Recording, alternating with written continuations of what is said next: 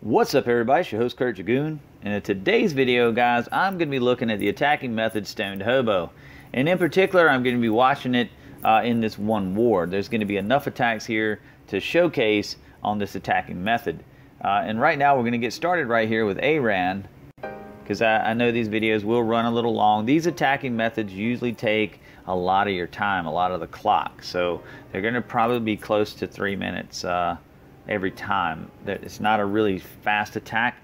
It's a slow but very thorough attack as they move through the base. Right here he's setting up the funnel, ARAN is, and you can do, as you can see here guys, you can do a huge funnel with this attack. You can kind of spread out the columns. Be very patient with the funnel though. Bring the bowlers out, you know, when everything's done. The funnel's cut, even the stuff behind the secondary funnel is cut. And so everything is great. Rage is late right here, so he's going to get a lot of value into the base. And he's got that next jump spell, and he's still got bowlers left. Everything's moving forward. And I like that Skelly spell. That Skelly spell is very useful in these types of attacks when there's a particular defense that maybe is behind a wall, and you know, maybe your queen is not ranged, so she can't get it, and you can bring that Skelly in to kind of distract that bow if needed. I'm not sure that ARAN is going to do that. Yep, that's what he's going to do this attack. So he's brought it in right there to go ahead and distract that bow, and it took it down. Great job. And we'll speed it up guys because this base is a wrap. Still got the queen's ability. Excellent attack, ARAN. And we're going to move on to number 32. Another version. And the last attack, guys, I gotta tell you, it was really cool. But we won't talk about that right now. But I'm really excited about it when I seen it, and I can't wait to show it to you, honestly. So right here, when you look at this base, immediately, I mean, this base could have been slapped. It's a tight compartmentalized base. So when I seen it, that's my, you know, my thought process. But I know some of these teams, they don't really like to use witch slap as much, so they go with a standard attack like this. But as you can see here, he's created the funnel there again. Nice, and he's patient, very patient. The range of those bowlers are getting some work done here. He's gonna lose, he might lose one bowler. It may redirect. Oh, the queen, the king has brought the queen over. That is unfortunate. Yeah, she's gonna blow. Yep. But it's not necessarily bad, guys, because it is a lava hound in the CC, and we all know that a lava hound is really useless unless it's a queen walk. And as this base design shows you, he figured that the attackers would be queen walking those ADs, and he brought the lava hound in over there so it would tie her up. It goes with the base. I understand that, but I just think that lava hound's usefulness in the game nowadays is very limited. But these hogs are making their way through. The golem is still tanking the lava hound, the two golems that is. And as you'll see, the hogs are just making their way through. But they look like they are in trouble. The hogs may end up dying here. They got some green on them. If they get the yep, they're good. Okay, so that was pretty close. The hound popped, but it's okay. GG, John. Excellent attack. So we'll move on to, that was 32. We'll move on to 34. And this is Michael White with a Stoned Hobo again. And each time you see this attack, guys, really pay attention to the base design, because base design ultimately sometimes allows for a certain attacking method. So if you've noticed one of these base designs in your war and you see these attacks on it, and there again, this is a secondary attack. This lets you know. He brought that out to get that Tesla farm, and so that tells you immediately it's a secondary attack. But right here, he's made a huge funnel, and this base obviously is going to be a good base for Stoned Hobo. Or at least Michael White is going to make it one. But right here, here's the jump. And as you can see, that second jump can be around in here somewhere, and he gets his way through a lot of the base. And that's what you got to do with this attack, guys. You got to make your way through about 70% of the base. Now the queen, of course, blows the funnel again. That is unfortunate, but we have yet another lava hound.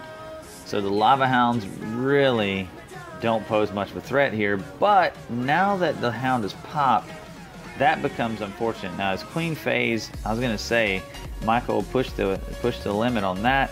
He got a great queen phase, and here comes the hog portion. Now the BK is putting some sport on the hogs right now, and he killed the first few hogs that were taking down that archer tower. But they're going to get it. No, they're not. Wow. I thought they were, but anyway. So here comes the rest of his hogs.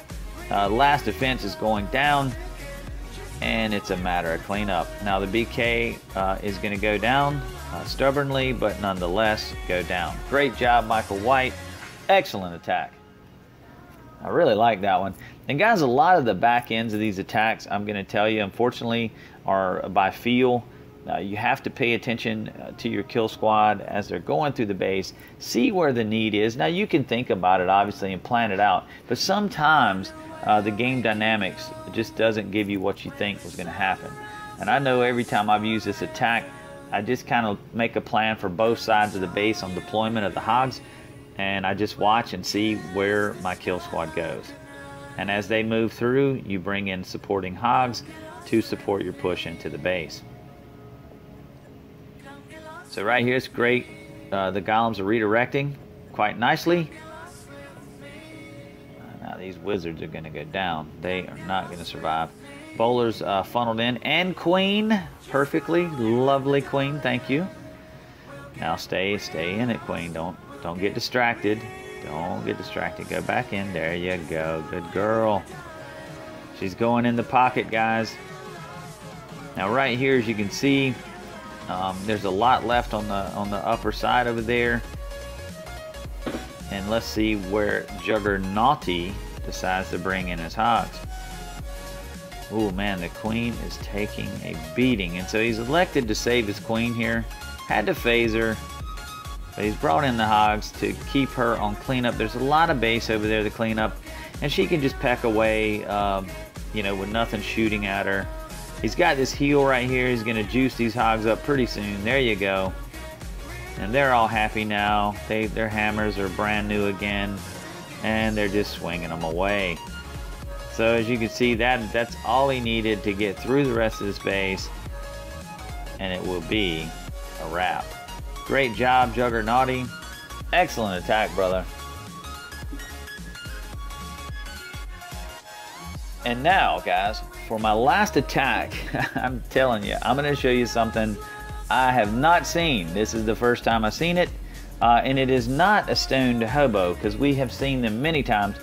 But this is a variation of a stoned hobo, and it is a queen walk to stoned hobo. That's what I'm talking about.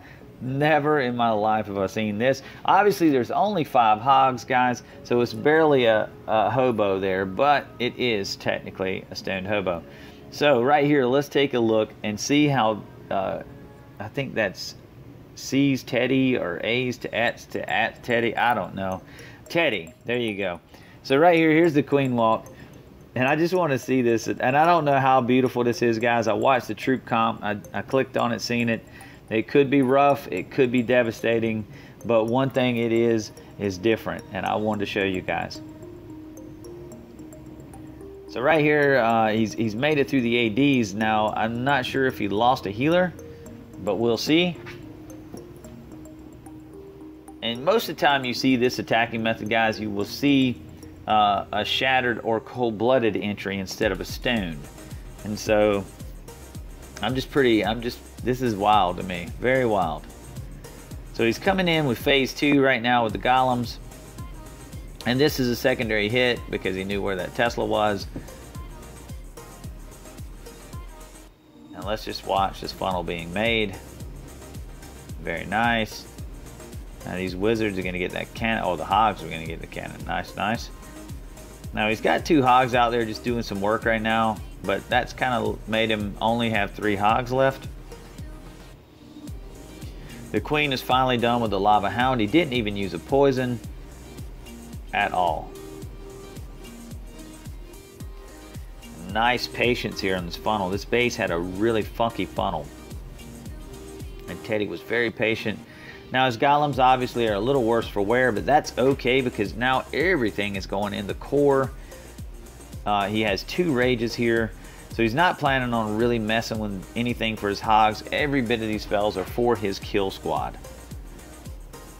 And just look at these guys move through the base. Look at those rocks going. It's chunking rocks everywhere the bowlers are. Wow.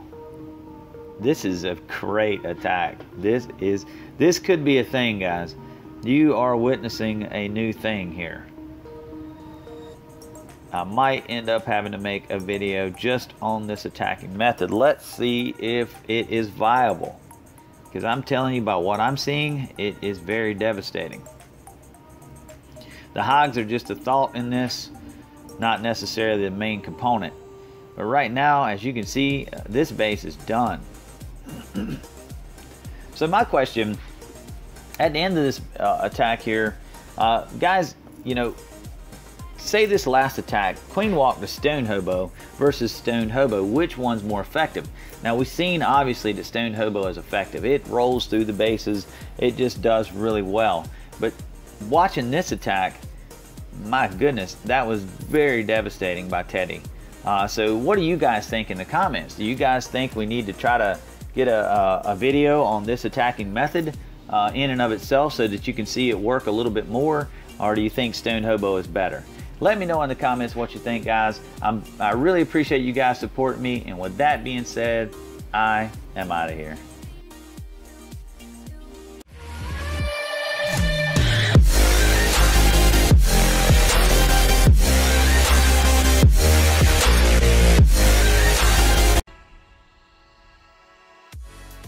Alright guys, I got another little video bonus for you guys who stayed in and stayed tuned.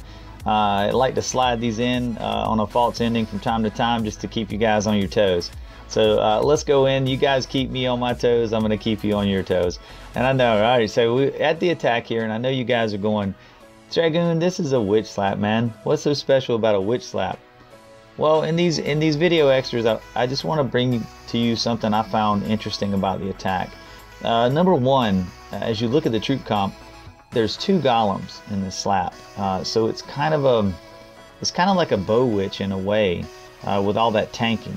But the other thing that's interesting about this attack is how Lockdown deploys his healers and the whole reasoning behind that.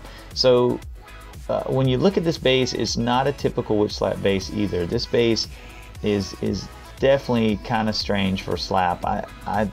I kind of question, now that AD is not too bad, but this one is covering a lot of area that could have the healers in it, and it's a little dangerous. It's a risky move.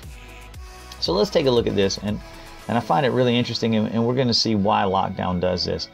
But right here, he starts dropping his golems. Everything's pretty standard at this point until he drops his witches.